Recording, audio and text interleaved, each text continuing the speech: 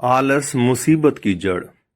एक बार की बात है, एक गांव में एक ब्राह्मण रहता था। वह सुबह उठता, नहाता और पूजा करता, खाना खाता और फिर सो जाता था। उसके पास किसी भी चीज की कमी नहीं थी। एक बड़ा खेत, खाना पका कर देने वाली एक सुंदर सी पत्नी और 2 बच्चों का अच्छा परिवार था। सब कुछ होने के बाद भी ब्राह्मण के घर वाले एक बात से बहुत परेशान थे। तो वो बात यह है कि ब्राह्मण बहुत आलसी था। वो कोई भी काम खुद नहीं करता था और दिन भर सोता रहता था। एक दिन बच्चों का शोर सुनकर ब्राह्मण जाग गया और उसने देखा कि उसके दरवाजे पर एक साधु महाराज आए हैं। ब्राह्मण और उसकी पत्नी ने साधु महाराज का स्वागत किया और उन्हें भोजन कराया। भोजन के बाद ब्राह्मण ने साधु की खूब सेवा की। साधु महाराज उनकी सेवा से बहुत प्रसन्न हुए और उन्हें वरदान मांगने को कहा।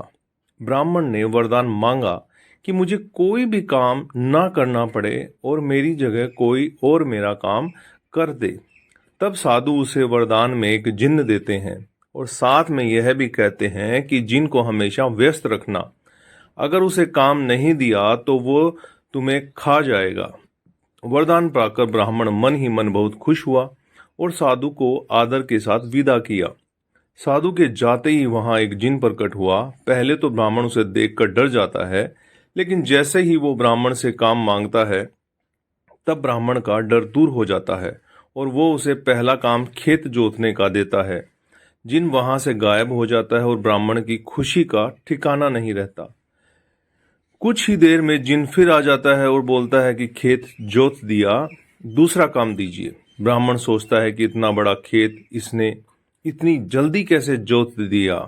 ब्राह्मण इतना सोच ही रहा था कि जिन बोलता है कि जल्दी मुझे काम बताओ, नहीं तो मैं आपको खा जाऊंगा।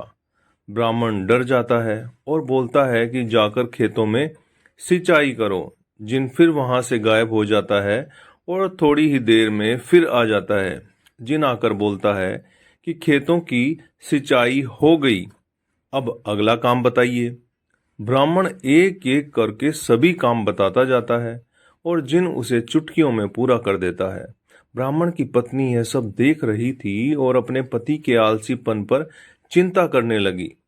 शाम होने के पहले ही जिन सभी काम कर देता है। सब काम करने के बाद जिन ब्राह्मण के पास आ जाता है और बोलता है कि अगला काम बताइए, नहीं तो मैं आपको खा जाऊंगा। अब ब्राह्मण के पास कोई भी काम नहीं बचा जो उसे करने के लिए कह सके। उसे चिंता होने लगी और वह बहुत डर जाता है। तब ब्राह्मण की पत्नी अपने पति को डरा हुआ देखती है तो अपने पति को इस संकट से निकालने के बारे में सोचने लगती है।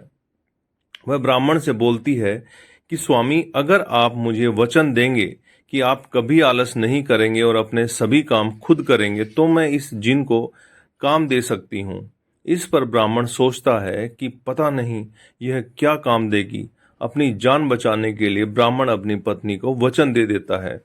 इसके बाद ब्राह्मण की पत्नी जिन से बोलती है कि हमारे यहाँ एक कुत्ता है, तुम जाकर उसकी पूंछ पूरी सीधी कर दो। याद रखना, उसकी पूंछ एकदम सीधी होनी चाहिए।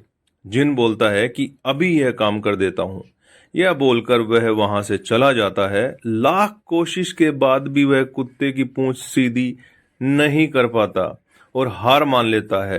हार कर जिन ब्राह्मण के यहाँ से चला जाता है। उस दिन के बाद से ब्राह्मण अपने आलस को छोड़कर सभी काम करने लगता है और उसका परिवार खुशी खुशी रहने लगता है।